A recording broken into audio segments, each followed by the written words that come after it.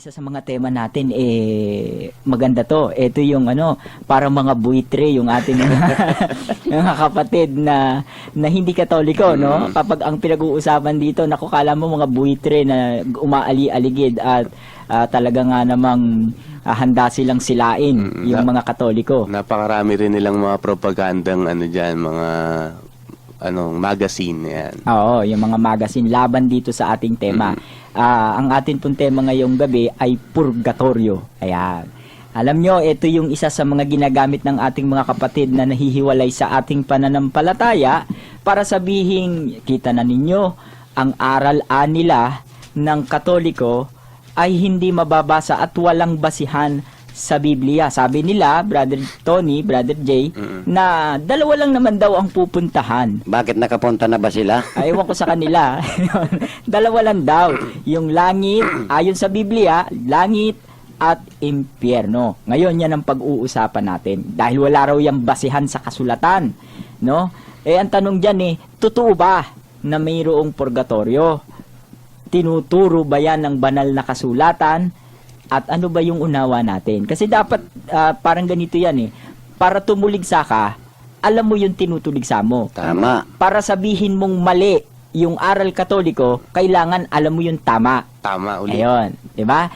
Ang problema sa kanila, tumutuligsa sila, hindi nila alam yung tinutuligsa nila, 'di ba? Yun yung kaya sisimulan natin na bigyan namin kayo ng konting-konti lang naman na paliwanag tungkol sa aral, no? Yung paninindigan ng Katoliko tungkol dito kasi 'di ba? Kung hindi natin pinaninindigan 'yan, nagtatalak na sila, no? Kumontra na sila ng kumontra, hindi natin binitawan yung paninindigan na 'yan. Hanggang ngayon, purgatorio. Ibig sabihin, naninindigan tayo. Yung iba diyan dati naninindigan sila, no, tinatawag nilang Diyos si Kristo, pagkatapos biglang nagbago, hindi na raw Diyos si Kristo. Walang paninindigan yun. Wala ngang tututut. Yan ang sabi ng mga taga-kanto, di ba, Brother Tony, Brother Jay. Ngayon, tututut. Ngayon, ano ba yung tinuturo nating Katoliko dyan, Brother Jay, sa purgatorio? Dito sa Council of Florence, Session 6, July of 6, 1439. Also the souls of those who have incurred no stain of sin, whatsoever after baptism, as well as souls who are incurring the stain of sin, had been cleansed whether in their bodies or outside their bodies, as we stated above, are straightway received into heaven, and clearly behold the triune God as He is. Ito, dalawa yung paglilinis. Maaaring malinis ka rito. Halimbawa, aral Katoliko yan. Pag nabautismuhan ka, pagkatapos namatay ka, saan ang punta mo? Sa langit. Sa langit. Pero pagkatapos mong mabautismuhan, tapos nabuhay ka pa ng mahaba, saan ang punta mo? Purgatorio. Bakit? Kasi ang sabi rito, whether in their bodies, sa katawang ito, or outside their bodies. Sa Latin, sabi, vel in suis corporibus, whether in their bodies, at saka yung vel exute corporibus, o outside their bodies. Kaya ang paglilinis sa ating Katoliko, dito at sa labas. Ngayon, pag sinabi nilang, hindi dito nililinis akin nangopya sila. Kasi aral natin yon. Pag sinabi nilang, ang nililinis ang kasalanan dito, sumampalataya ka, malilinis yung kasalanan mo. Tama ba sila? Nangopya sila. Kasi yun ang turo nating Katoliko. Kaya nga yung bautismo po, naglilinis ng kasalanan ng tao pagkatapos mabautismuhan. Pero pag nabuhay ka pa ng matagal at nagkaroon ka ng mga mumunting kasalanan at namatay ka sa biyaya ng Diyos, ano mangyayari sa iyo? Purgatorio ka. Lilinisin ka meron pa pagkatapos. Meron pa rin. Meron pa rin paglilinis. Ngayon, ang ano dyan, ganito. Tututol sila. No? Papaano silang tututol, Brother Tony? Ano ba yung ginagamit nilang argumento para pabulaanan ang doktrina tungkol sa purgatorio? Ito ang kanilang tutol. Argumento upang tutulan ang purgatorio. Ang patay ay nauuwi sa alabok at wala pa sa langit, impyerno o purgatorio man. Malinaw sa pagtuturo ng Biblia na ang taong namatay ay nauwi sa alabok ayon sa kanila. At mananatili roon hanggang sa araw ng paghuhukom. Ang patay ay wala pa sa langit, ni sa impyerno, at lalong wala sa tinatawag nilang purgatorio, sapagkat wala nito sa pagtuturo ng Biblia. Ang kanilang talatang ginamit, Job 7:21 at Genesis 3:9-10. Kaya yun daw namatay, nandoon sa alikabok. Kaya pag naglilinis ka ng bahay, pinapagpag mo yung ibabaw ng appliances mo, maraming alikabok. Ingat-ingat siya. Oh. Baka tatay niya yung nawawalis niya, no? Nandoon daw sa alabok yung patay, no? Bumabalik sa alabok. Ngayon sagutin natin to. Sagutin natin yung napakaganda nilang argumento sa sobrang kagandahan ay Nauwi sa labok. Paano nakakatawa. pag yung paano pag yung namatay hikain, kawawa naman, no? Oo, maa-allergy siya. Aatakin, hika. Oo. Ngayon, tugunin natin yung ano nila, no? Meron silang ginamit na talata eh. Simulan mo ron, brother, yung ginamit nilang talata. Nga naman, para naman yung turo nila nasa Biblia. No? Ano Dito ang... sa 7:21 ng Job. At bakit hindi mo ipinatatawad ang aking pagsalangsang at inalis ang aking kasamaan, sapagkat ngayoy mahihiga ako sa alabok at ako'y hahanapin mong mainam, ngunit wala na ako. Okay, nasan siya? Nasa alabok daw. Nakahiga siya dun sa alabok. Yun. Yan yung ginagamit nilang talata. Meron pa silang isa dito sa Genesis 3:19. Ang sabi rito, sa pawis ng iyong mukha ay kakain ka ng tinapay hanggang sa ikaw ay mauwi sa lupa, sapagkat diyang ka kinuha, sapagkat ikaw ay alabok at sa alabok ka uuwi. Ba, oo nga, Brother Tony? Oo. Ang sabi nila, magtatanong yan, saan ka kinuha? Sa alabok. Saan ka uuwi? Sa alabok. Hindi sa langit, hindi sa impyerno, hindi sa purgatorio. Ang ganda ng nila, ng turo nila. Ngayon, meron silang keyword dun Brother Jay, meron silang keyword na mawawala ang mga araw dito sa Job 14, no? Sabi nila mawawala ang mga araw, yun daw ibig sabihin mawawala ang ang langit. Ang mangyayari raw doon, yun daw yung paghuhukom. Tapos tatakbo sila ron kay Apostol Pedro. Pagkatapos tatakbo sila rito kay Daniel 12:2. Ano ang sabi ni Daniel 12:2? Pagdating daw ng paghuhukom, saan daw manggagaling ang mga patay? Basahin nga natin dito sa aklat ni Propetang Daniel. Ano At sabi marami sa kanila na nangatutulog sa alabok ng lupa ay mga gigising. Tigil, ayan. Yan ang babasahin nila. Saan daw manggagaling? Mabubuhay na mag-uli yung mga tao? Saan daw manggagaling? Sa alabok. Sa alabok. Kaya pagdating daw ng paghukom, ang lahat ng alabok magbabangon at magiging tao. Ubus na ang alabok pag nangyari yun. Paano yung tinabi ng pamangking kong mga alikabok sa kisame? Wala na Magiging yun. tao yun? Magiging tao yun. Kung susundan natin yung kanilang argumento. Ngayon sagutin natin, pagkamatay ba ng tao? No. Ano ba nangyayari sa kanya? Ayon sa Biblia, pag namatay ang isang tao, ano ang nangyayari sa kanya? Basa, Brother Jay. Dito sa Hebreo 9:27, at kung paanong itinakda sa mga tao ang mamatay na minsan at pagkatapos nito ay ang paghuhukom. Ayon, pag namatay ang tao, ano ang gagawin? Minsan, sabi anong gagawin sa kanya? Pagkatapos nito ay paghuhukom. Paghuhukom, hahatulan yan, 'di ba? Hahatulan. Bakit at saan siya hahatulan? O basahin din natin. Kung gumamit sila ng aklat ni Job, gumamit din tayo ng aklat ni Job. Ano ang sabi doon? Dito sa Job 34 at 11, sapagkat ang gawa ng mga tao ay tutuusin niya sa kanya. Ipagtatagpo sa bawat tao ang ayon sa kanyang lakad. Ayon, saan tutuusin daw yung tao? Ayon sa kanyang lakad. O, di ba? Saan ka patungo? Dahil doon sa gawa mo, ibibigay sa iyo ng Diyos. Kaya pagkatapos na namamatay ng tao, hahatulan ng Diyos sa gawa. Pagkahatol sa gawa, ipatatagpo sa kanya ang ayon sa kanyang lakad. Kaya hindi totoo na yung sa alabok na uuwi yung patay. Maaari ganito. Pag namatay ang tao, yung bangkay, saan ang punta?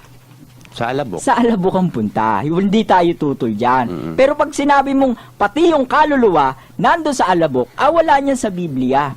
Na nando doon yung kaluluwa nung patay no, yung kaluluwa nung patay sa alabok, wala kang mababasa niyan sa Biblia. Miski magtutuwad sila, hindi mo mababasa yan. Meron kang mababasa yung kaluluwa nakasubsob sa alabok. Pero wala kang mababasa yung kaluluwa nung patay nakasubsob sa alabok. Dadagdagan na lang nila yan. Diba? Inimbento lang nila. Bakit natin sinasabi yon? Kasi merong ganito sinasabi sa Biblia. Anong sabi sa Ecclesiastes 12:7? At ang alabok ay mauuwi sa lupa, Ayan yung bangkay. gaya ng una.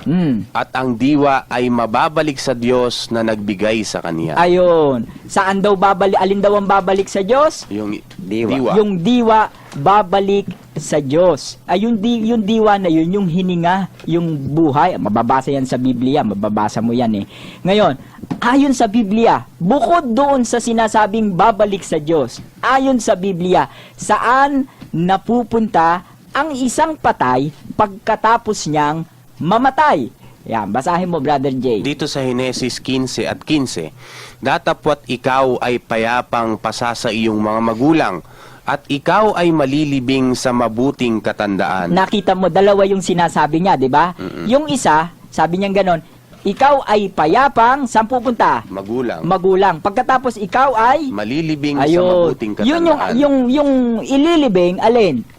Yung katawang lupa. Yung alabok, di ba? Ah. Yung kaluluwa, saan pupunta? Doon sa kanyang magulang. Meron pang isa, saan pupunta yan? Nung namatay si Abraham sa 25, ang sabi diyan. At nalagot ang hininga ni Abraham at namatay sa mabuting katandaan, matanda at puspos ng mga taon, at nalakip sa kaniyang bayan, sa 17. At ito ang mga naging taon ng buhay ni Ismael, 137 taon. At nalagot ang hininga at namatay, at siya'y nalakip sa kaniyang bayan. Saan daw siya napunta? Lumakip siya Sa kanyang sa bayan. kanyang bayan. Doon siya sa bayan niya pumunta. Paano siya mapupunta ro sa bayan kung physical na sinasabing pupunta siya sa bayan? Dedo na nga. Paano pang mapupunta siya doon? Sa kanyang bayan. Nung si Apostol Pablo naman. Ito, yung una, ang sabi ng Biblia, saan pumunta yung mamamatay? Pupunta sa kanyang mabuting katandaan. Hindi, doon sa kanyang mga Magulang, magulang. oo. O, diba? Tapos ang sabi naman dito, malalakip sa kanyang Bayan. Ang sabi naman ni Apostol Pablo, nung mamamatay na siya, ano ang sabi niya? Sa Pilipos 1:23. Sapagkat ako'y nagigipit sa magkabila, ako'y may nasang umalis at sumakay Kristo, Oh. sapagkat ito'y lalong mabuti. Gayon may ang manatili sa laman ay siyang lalong kinakailangan dahil sa inyo. Oh, mamamatay na si Pablo, di ba? Mas gusto kong pumunta kay sumakay Kristo. Pag namatay siya, saan siya pupunta? Kay Kristo. Ay, ba't ang sabi nila sa alabok? Sino ngayon ang nagsasabi ng totoo? Tayo. Yung apostol.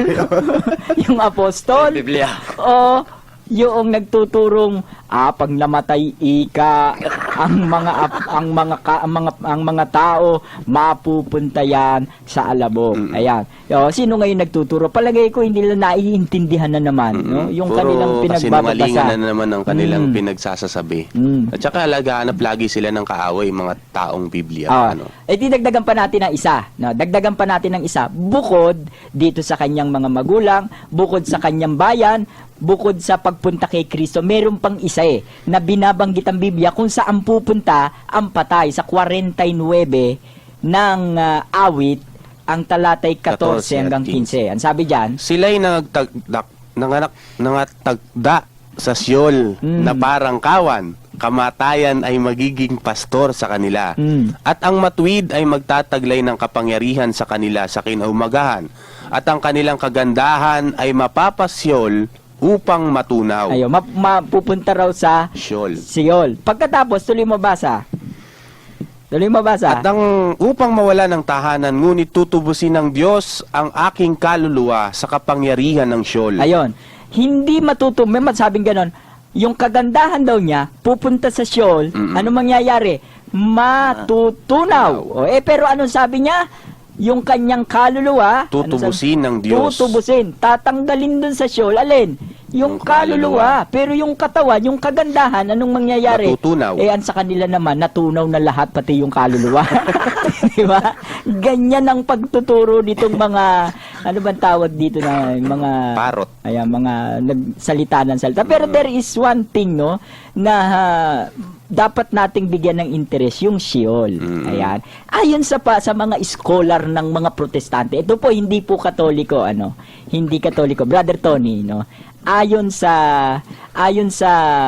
mga scholar ng protestante, ano raw ba itong Sheol sa kanilang diksyonaryo? Ano sabi diyan, Brother Tony?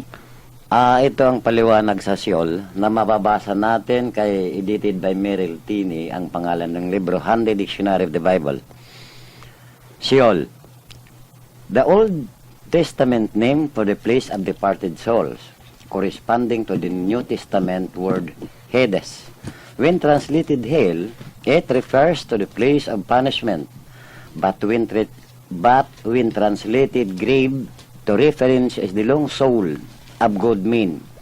It often means the place of the state of the soul between death and resurrection. The clearest indication of the different condition of the soul in Christ's parable of the rich man and Lazarus in Luke chapter 16 verses 19 to 31. Ito ang paliwanag ng protestanteng manunulat na nag-aral sa kanyang aklat, Handy Dictionary of the Bible. Si Ayan, Merrill Tini. Brother Tony, maliwanag yung sinasabi nila dito. Sabing ganon, yun daw Sheol, yun daw yung pangalan sa lumang tipan kung saan pumupunta yung mga kaluluwang nang namatay sa Sheol. Alam mo, kinukontra nito yung isang grupo nagsasabing sa Alabok. Dalawang grupo actually nagsasabi niyang nagpupunta sa Alabok yung namatay. Ang sabi naman dito sa mga scholar, pumupunta raw rito. Ngayon, yung salitang Sheol, sabi sa paliwanag, ayon sa paliwanag, para siyang equivocal Minsan, gamit sa kanya, ginagamit siya para isalin bilang impyerno. Minsan naman, sinasalin siya bilang Hades, pag sinabi raw impyerno, referido to sa lugar ng pagdurusa, pagpapahirap, punishment. Pero pag ito raw ay isinalin sa salitang libingan, ito naman daw referido sa mga kaluluwa ng mabubuting tao, Kaya kadalasan daw ang kahulugan nito, lugar at kalagayan ng kaluluwa sa pagitan ng kamatayan at pagkabuhay na maguli. At maliwanag daw na binibigyang indikasyon to ng mayroong iba't ibang kalagayan dito doon sa Lucas 17. Pareho pa lang nasa yon? Pareho 16, Pareho pala silang nasa Sheol. Iba lang yung kalagayan, yung isa medyo nakaahon na ng konti, yung isa naman medyo nahihirapan. Basahin nga natin yung sinasabi sa Lucas 16, ano ang sabi ng Panginoong Hesukristo dun sa talinhaga niya? Mayroon ngang isang taong mayaman at siya'y nagdaramit ng kulay ube at maselang lino at sa araw-araw ay kumakain ng sagana at isang pulubi ng pangalay Lazaro, lipos ng sugat, ay inilagay sa kanyang 22. pintuan.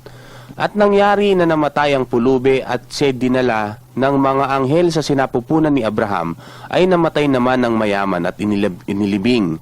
At sa Hades na nasa mga pagdurusa ay itiningin niya ang kanyang mga mata at natanaw sa malayo si Abraham.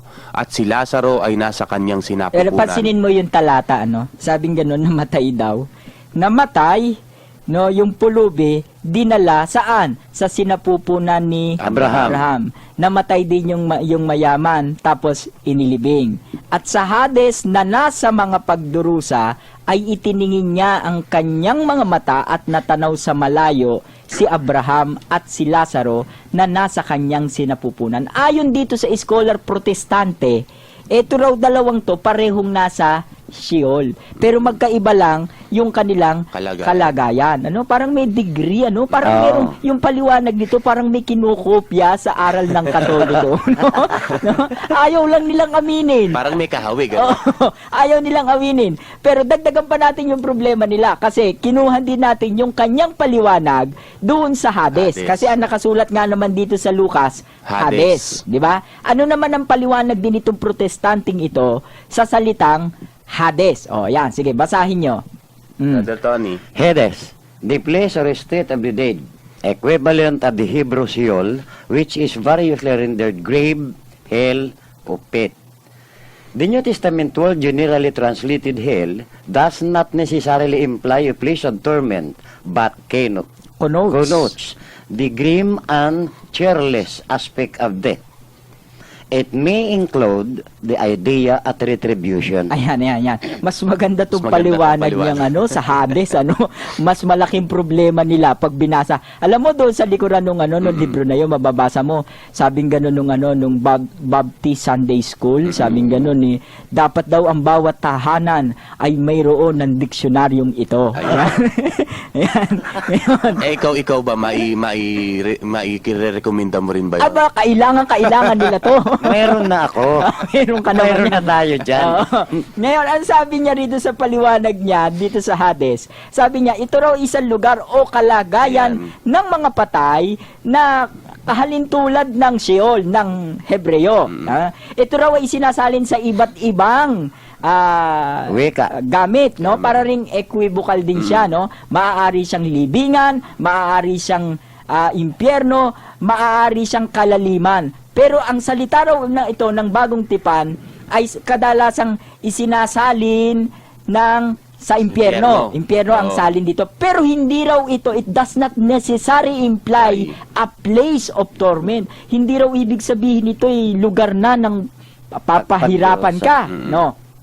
But connotes the grim and cheerless aspect of death, yung karimari-marim at walang kasiyahang aspeto ng kamatayan. At No? may maganda pa doon sa dulo. Yung pinakahuli, ang sabi niya, it may include the idea of retribution. Ano yung retribution? Ibig sabihin ng retribution, pagbabayad, sala. Parang katolikong yung paliwanag dito.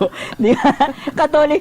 Doon daw sa Hades, pag dinala raw ron, babayaran daw noon yung mga ginawa niyang masama siguro. Yun yung gusto niya sabihin. Yun daw, doon daw, mayroon daw ideya roon na sila ay magbabayad doon sa mga gawa nilang pagkakamali. Kaya ito protestante to, mga kababayan, kasi pag bumasa tayo ng diksionaryong Katoliko, syempre sabi, Katoliko yan. Bias. Ito, protestante na tong, diksyonaryo na to, ng ng Biblia, ng mga protestante. Pero, mukhang meron silang kinokopya sa aral ng Katoliko. Ano yung kinokopya nila sa inyong dalawa? Ano? Parang kahawig na kahawig ito nung purgatorio eh. Yung purgatorio. Oo. Kasi yung aspeto ng mga pinagsasasabi nila parang purgatorio. Tsaka lumalabas dito yung kung yun nga para sa kanila kasi impyerno 'di ba? Walang hanggang paghihirap. Pero sa kanila meron pang isang lugar na kung saan magbabayad ka ng bayad sala ba ang sabi mo, Brother Arnold? Yun, magbabayad sala ka ron. Hindi pa rin siya walang hanggang pagdurusa. Ang dinahilan na lang, Brother J, nag-translate ng kung ano-anong salita, huwag lang mabanggit yung salitang purgatorio. Pero yun din ang kahulugan. Yun din ang kahulugan. Pero alam mo, binabali nila yung argumento nila Alam mo kung bakit? Kasi maliwanag sa simula natin sinabi natin ang paniniwala nila, dalawa lang ang pinupuntahan. Maaaring ito'y langit o maaaring ito'y impyerno. Ngayon ang sabi dito, yun daw impyerno yun Pero hindi raw ibig sabihin impyerno pahihirapan. Hindi raw. Malungkot lang doon. Malungkot doon. Tsaka doon ka magbabayad sala. No? Ngayon, kung magbabayad sala at hindi ito yung impyernong apoy na tinutukoy ng Biblia, ano to? Hindi ito impyernong apoy. Hindi rin to langit. Pero malungkot. Tsaka maganda yung binigay nilang talata, Brother Arnold. Yung sa Gawa 2 at 27. Ano sabi doon? Tinan mo nakalsulat, no? Sapagkat hindi mo iiwan ang kaluluwa ko sa Hades. Ayun, di ba? Hindi pala iiwan. Hindi ibig sabihin, tatanggalin din siya ron. Pagtapos na siya magbayad. Oo. Parang purgatorio nga, no? At ang maganda yan, tinutulungan tayong Katoliko. At binigyan pa tayo ng talata. Marami pa silang talata actually, no? Hindi na natin gagamitin. Pero alam mo, yung isang grupo dito sa Pilipinas, tututol yan. Hindi. Kasi hindi naman pupunta rin doon sa alabok yung kaluluwa Ang sasabihin niyan, yung kaluluwa kasi namamatay din yan. Ayun. Ayan. Yan ang nila, tutol nila, Brother Tony. Ano ba yung sabi nila? Kawawa naman. Ano yung tutol nila? Pati kaluluwa, Pinatay na nila. Kasi binabasa sila. Pero ano yung paliwanag nila? Basahin mo muna yung paliwanag nila sa number 2. Sabi rito, Malinaw na namamatay ang kaluluwa kapag ang tao ay namatay, ang katawan ay babalik sa pagkaalabok, at ang kaluluwa ay nakasubasub sa alabok. ayan, nasabi nila, malinaw na namamatay ang kaluluwa. No, sagutin natin sila. Susundan natin yung argumento nila. May ginamit silang talata. Ipakibasa mga Brother J yung talata. Dito sa nila. Ezekiel 18 at 20, ang kaluluwa ng nagkakasala mamamatay. Oo nga, nabasa no. Paano yan, Brother Tony? Di ba? Ang mga kababayan, di ba? Sasabihin niya na magmaano na yan. Na magwawala na yan. At nakapuntos ako. Nabasa ko na ang kaluluwa namamatay. Ayun, di pag namatay na, pagbapatay na, hindi na pwedeng mabuhay. Yan ang tanong. Hindi na pwedeng mabuhay. Kung ang sentido halimbawa, namatay, ang sabi rito, ang kaluluwa ay namatay. Ang kaluluwa na nagkakasala ay namatay. Papaano kung gumawa ng mabuti yung kaluluwa na yon? Mabubuhay. Hindi, may patay tanong na. ako, Brother Arnold, O, paano ano? pa makakagawa ng mabuti yun? Patay na nga. Kaya nga, yun nga problema nila. Papaanong gagawa ng mabuti yung patay? Oo. No, babasahin mo yung talata. Nabuhay ulit yung kaluluwang namatay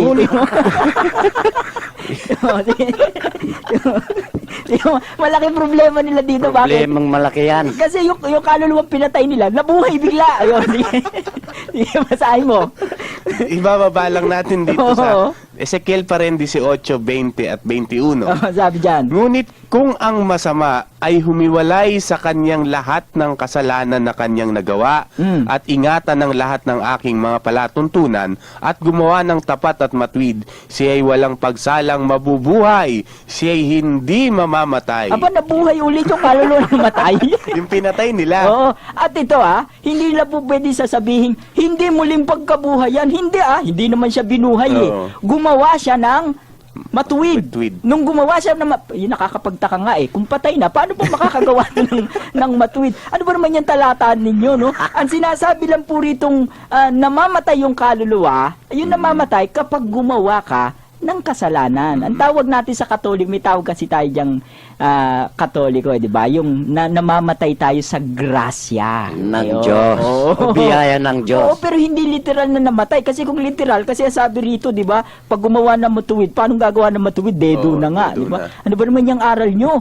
Gagamit lang din kayo ng talata. Pero meron pa silang isa. No, meron pa silang isang talata. Humihirit pa? Humihirit pa yan. Hindi.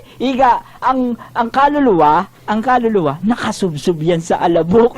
Ang isipin mo, ikaw, sumubsob ka sa alabok. Ano yung itsura mo? Yung bang sinabi nila nakasubsob sa alabok, hindi namatay?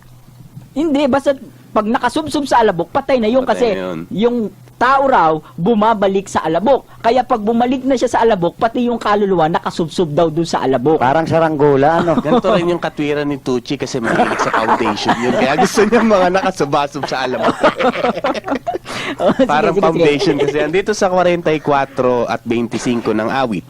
Sapagkat ang aming kaluluwa ay nakasubasob sa alabok, ang aming katawan ay nadidikit sa lupa. Ayan ang sinasabi nila. Ayan, kita mo na nakasubsob yung nakasubsob yung yung kaluluwa sa alabok. Ngayon tanungin mo, yung bang alabok doon na yung kaluluwang nakasubsob sa alabok, saan ba referido yun? Referido ba yun sa patay na? O referido yun sa nagdurusang tao? Yun, yung tanungin mo sa kanila. Pag binasa mo yun, pag sinabi nilang sa kamatayan, basahin mo yung talata sa nagdurusa. Itataas mo lang yung basa. Sige, taas mo yung basa ng isang talata. Ano sabi dyan? Bakit mo ikinubli ang iyong mukha at kinalilimutan mo ang aming kadalamhatian at ang aming kapighatian? Ayun. Sapagkat ang aming kaluluwa ay nakasubasob sa alabok. Ayun, nagdurusa siya. Di ba? Kasi ang mga Hudyo, kapag yan mayroong problema, ano ginagawa niya, Brother Tony? Pag may problema, halimbawa si Job namatay yung mga pamilya niya, anong ginawa niya?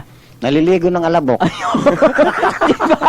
Kaya sinabi rito sa awit 44, nung nakasubasob ang aming alabok, di ba magsusuot sila ng, ano ba yung susuot nilang damit doon? Yung magaspang na damit. Sako. Oo, sako. Tapos kukuha ng abo, ibubuho sa ulo nila. Kaya sinabi rito, sapagkat ang aming kaluluwa'y nakasubsob sa alabok, ibig sabihin yung ulo niya, nilagyan niya Ang ng... ibig sabihin nito, Oo. buhay pa itong mga ito. Buhay pa yan, nagdurusa lang. Pero sundan natin sila. Sige, patay na yan. Patay na. O sige, pagbigyan natin yung kamalian nila. Sige. O, sige, pansamantalang tama yung kamalian nyo. O, paano yan pag may nabasa kami na yung kaluluwang to hindi nandoon sa alabok, kung hindi nandoon sa pagdurusa. Wala sa alabok, itataas mo naman yung basa. Kanina, itataas mo pa ng isang taas yung basa sa 20, ano sabi sa English, sa Douay version, ang sabi, "For thou hast humbled us in the place of affliction, and the shadow of death hath covered us." Ang sabi, nasan daw sila? In Place. the place of affliction. Affliction. Hindi impyerno to, Mm. at hindi rin langit to. Aba? Siguradong hindi alabok to. No? Hindi alabok to. Doon din sa ginamit nilang talakaya kahit saan pumunta to. Nako, parang sinisilihan ng mga tumbong nito kapag ginamit nila tong talatang ito ng Biblia. Nako, tigil-tigilan na ninyo yung talata. Alam naman namin kung saan nyo nakopya yung anong yan talata saan nila kinopya yan. Yung kumakatok sa bahay, nagbebenta ng pamphlet. Yung mga street boys. Doon nila nakuha yung argumento nila. Brother Arnold, dulusot yan. Sasabihin nila, kung wala sa alabok, wala sa langit, wala sa impyerno, nasa disyerto. Wala na. Nagpapatawa na lang siya. Ayun. Ngayon, sabi nila, namamatay yung alabok. Ano naman ang sabi ng Panginoon? Yan. Hayaan natin ang kumontra sa kanila, mismong ang Panginoong Hesukristo. Sabi nila, ang kaluluwa ay namamatay. Pero ano ang turo ng Panginoon? Brother Jay? Dito sa Mateo, "At huwag kayong mga takot sa mga nakapapatay ng katawan, datapwat hindi nakakapapatay sa kaluluwa, kundi bagkos ang katakutan ninyo yaong makapupuksa ng kaluluwa at katawan sa impyerno." Sino lang daw ang makapupuksa ng kaluluwa? Yung impyerno. No, yung katawan at kaluluwa sa impyerno. Pero huwag kayong matakot sa nangakapapatay ng katawan, datapwat hindi nangakapapatay sa kaluluwa. Kaya yung kaluluwa hindi namamatay ayon sa Panginoong Hesukristo. Pero ayon sa kanila, Namamatay. namamatay. Kaya ito, Patay sila ngayon. patay Kay kayong Papa Jesus. Oo, patay kayong bata na kayo pag ginamit nyo pa yan talata. Ngayon, medyo paliwanag natin. Pero babasahin ko muna tong merong text sa akin. Good evening po. Meron po bang mababasa na salitang purgatorio sa Bible? Aba, magandang tanong yan. Kung ang tanong po ninyo, letra por letra salitang purgatorio, at kami po ang inyong tinatanong, no? Kasi minsan pag nagtanong kayo sa ibang Katoliko, di ba? Wala. Pero pag ang St. Peter po ang tinanong ninyo, alam nyo naman kami, sasagutin namin kayo, meron. Mamaya-maya konti po, babasahin natin yun. Babasahin po natin konti. Tuloy-tuloy lang pakikinig. Oo, makinig lang po kayo tuloy-tuloy. Ngayon, medyo paliwanag natin naman yung side natin. Yung itinuturo ng Katoliko tungkol sa purgatorio at kung paanong pinatutunayan ito ng Biblia. No? Pansinin mo, nagtuturo ang Katoliko ng purgatorio. Sino nagpapatunay? Yung Biblia. Ayan. Ganito po kasi ang paniniwala ng Katoliko.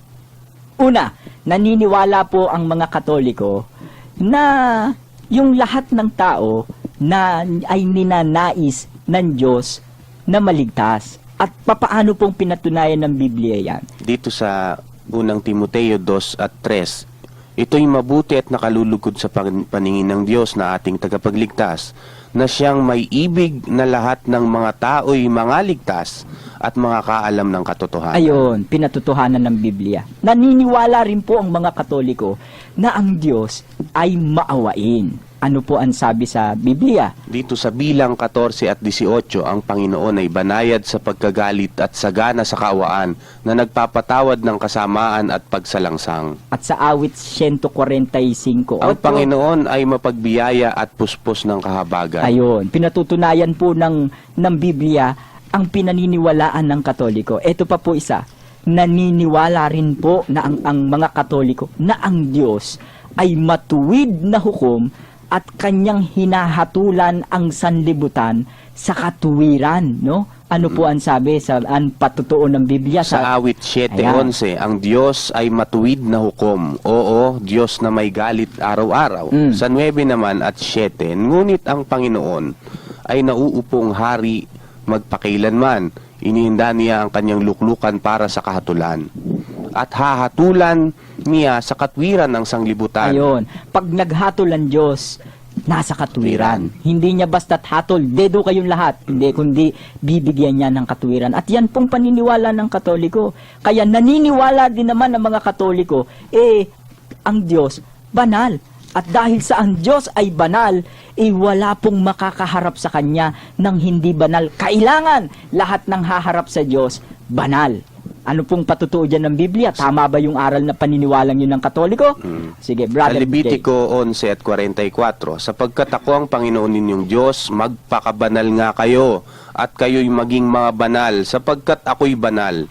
Ni huwag kayong magpakahawa sa anumang umuusad na gumagalaw sa ibabaw ng lupa.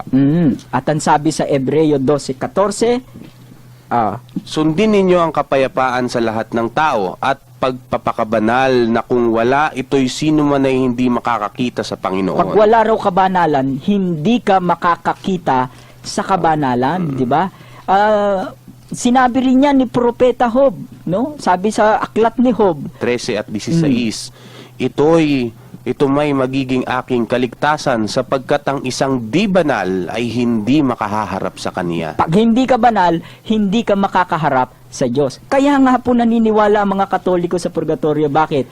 Kung walang daraanang paglilinis, no, ang isang taong namatay, ang isang taong nagkaroon ng kasalanang hindi naman ikamamatay ng kanyang kaluluwa, ay ano mangyayari? Dire-diretso sa Dire-diretso siya. impyerno. Impyerno.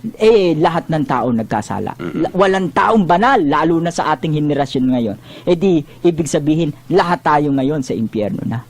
Mawawala yung sinasabi ng Biblia ang Diyos ay matuwid na hukom. At mawawala rin yung sinasabi ng Biblia na ninanais ng Diyos na ang lahat ng tao maligtas, 'di ba? Mawawala. Hindi mawawala rin sa Biblia ang punong-puno siya ng kaawaan at nagpapatawad ng kasamaan at pagsalangsang. Mawawala rin 'yon, 'di ba? Kung ang pagbabasihan natin yung kanyang kabanalan. Kaya nga naniniwala kaming mga Katoliko na mayroong purgatorio. Bakit? Sapagkat yun namang hindi mabigat yung kasalanan, hindi naman lumabag sa 10 utos ng Diyos, hindi naman pumatay ng tao kung hindi nagsisi at naibalik niya yung biyayang ipinagkaloob sa kanya ng Diyos, ay dadaan sa proseso ng paglilinis. Brother Arnold, may tawag sa line to. Kung pwede daw ibigay ang talata nung binasa ni Brother Arnold na Mateo na huwag kayo matakot, di kayo mamamatay sa ang kaluluwa ay hindi mamatay. Gis 28 ng Gis Mateo. 28, kapatid. 28. Gis Ayun. 28. Ngayon, yung pananampalata, kasi sabi nito si Tucci, narinig ko minsan si Tucci, kasi sabing ganon, ang ginagamit nilang talata dito sa 1 Pedro 1:7, no? Sinusubok daw sa ginto, sinusubok sa apoy, no? Sinusubok sa apoy ang pananampalataya. Hindi purgatorio 'yan. Buhay pa 'yan, pananampalataya 'yan. Sino naman may sinasabi namin na mali yan talata? Tama nga yan, kinopya mo lang sa amin yan di ba? Kasi ang aral nga natin, di ba kanina binasa mo yung aral natin, ang paglilinis po pwedeng dito sa mundo. At ang paglilinis po pwede rin sa kabilang buhay. Ayan. Papaano naman papaano yung susubukin habang buhay ka? Syempre, ang susubukin sa'yo, yung pananampalataya. Habang buhay ka. Kasi, pagpatay ka na, hindi ka na makakapanampalataya Pag buhay ka, makakapanampalataya ka. At habang nananampalataya ka, susubukin ka ng Diyos sa apoy. Ano sabi ni Apostol Pedro? Sa 1 Pedro 1:7, upang ang pagsubok sa inyong pananampalataya na lalong mahalaga kaysa ginto na nasisira, bagamat ito'y sinusubok sa pamamagitan ng apoy, ay masusumpungan sa ikapupuri at ikaluluwalhati at ikararangal sa pagpapakahayag ni Jesucristo. Saan daw sinusubok ang pananampalataya? Sa pamamagitan ng apoy, di ba? Yung cleansing fire, yung Greek Orthodox, tinatanggap yan. Meron daw purifying fire sa Biblia at naniniwala sila ron. Yan pagbuhay ka pa. Papaano pagpatay ka na? Pagpatay ka na, meron pa bang paraan para maglinis? Siguro basahin muna natin yung 14:13 ng Apokalipsis. Anong sabi ro sa 14:13 ng Apokalipsis? At narinig ko ang isang tinig na mula sa langit na nagsasabi, isulat mo, mapapalad ang mga patay na nangamatay sa Panginoon mula ngayon. O sinasabi ng Espiritu, upang sila'y magpahinga sa kanilang mga gawa, sapagkat ang kanilang mga gawa ay sumusunod sa kanila. Ano raw ginagawa nung gawa? Sumusunod Sumusunod. kanino? Sa mga Sa mga kanila, patay. sa mga patay Sa na mga namatay patay. sa Ayun. Panginoon. Paano sumusunod yun? Paano makakasunod sa kanila yung gawa? Di ba?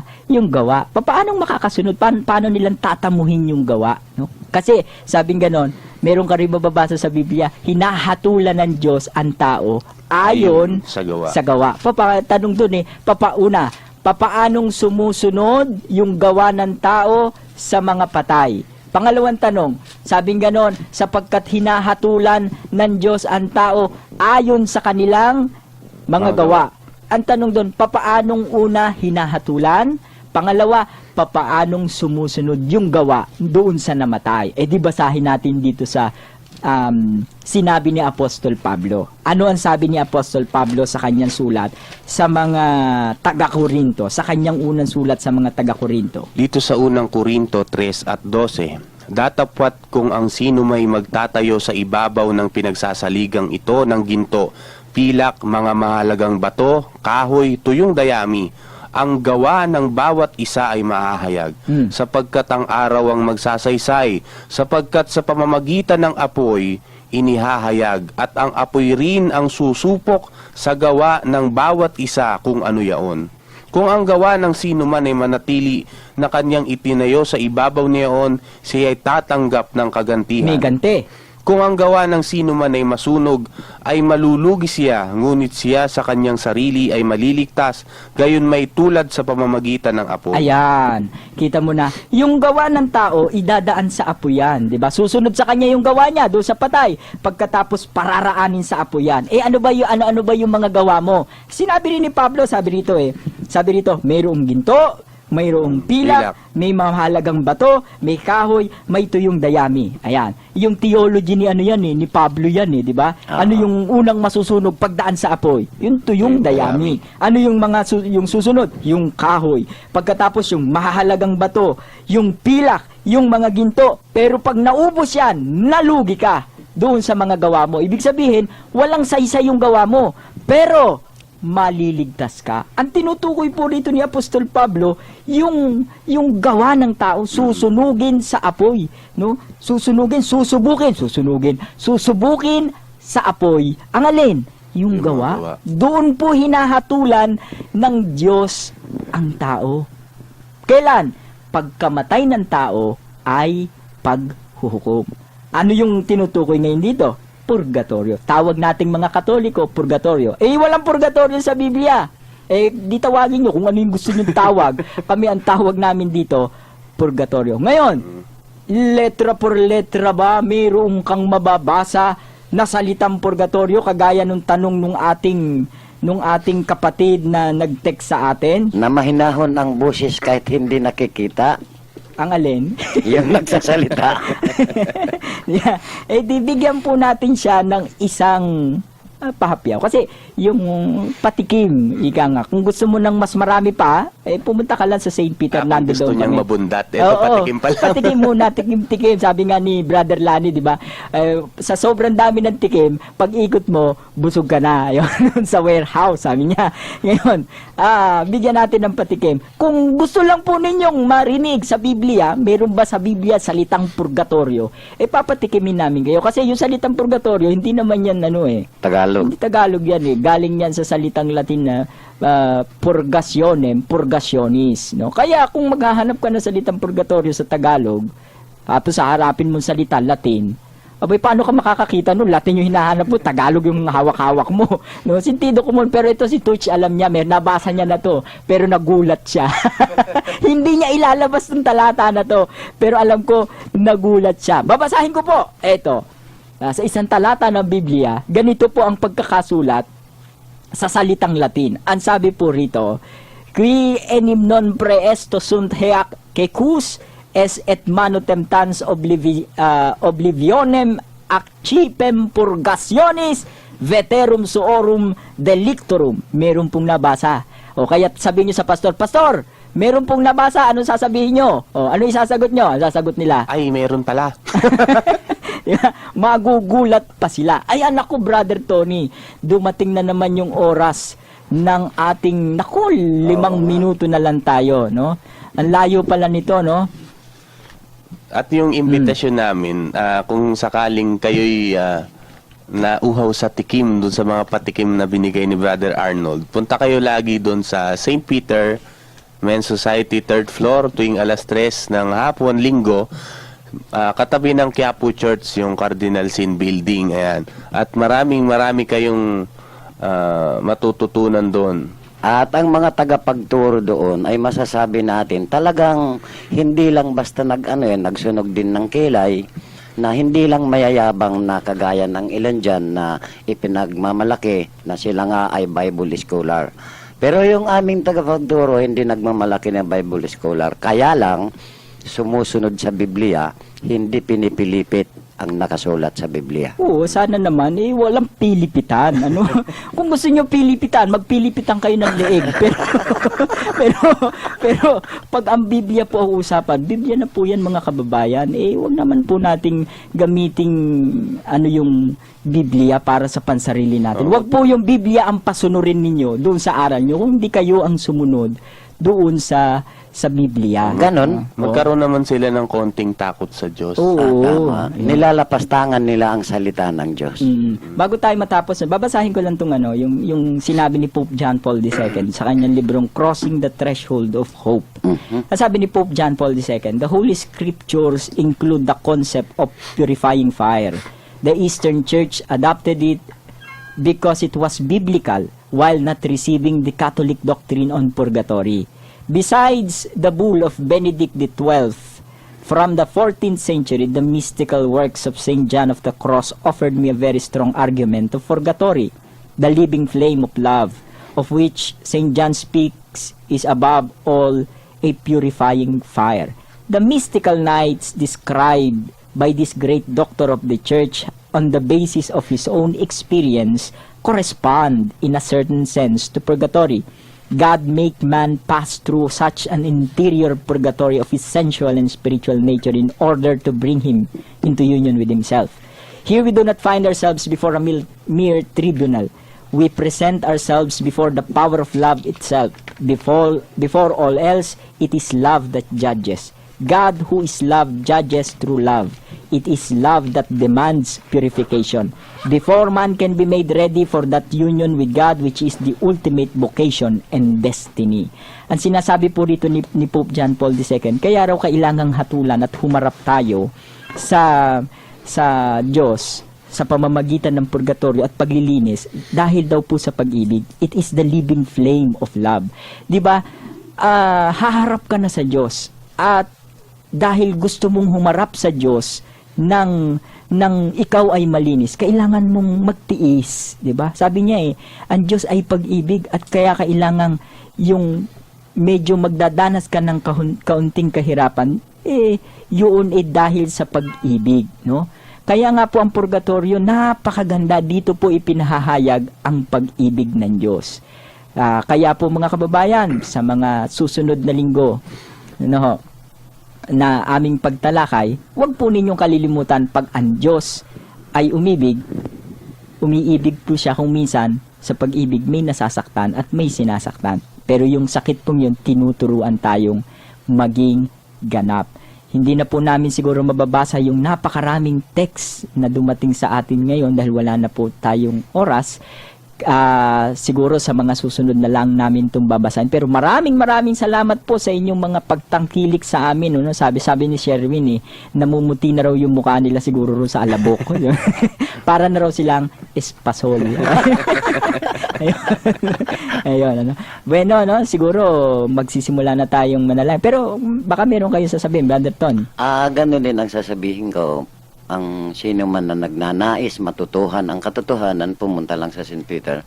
Ayon sa sinabi ni Brother J kanina, alas 3 ng hapon hanggang alas 7 ng gabi. Yung talata po na binasa ko sa Latin, doon po tayo sa St. Peter mag-usap at bibigay ko po sa inyo. Nasa Biblia po talaga yun. Siguro po, hanggang dito na lang po muna. Sa susunod po Lunes, magkita-kita po tayo at magtalakayan po.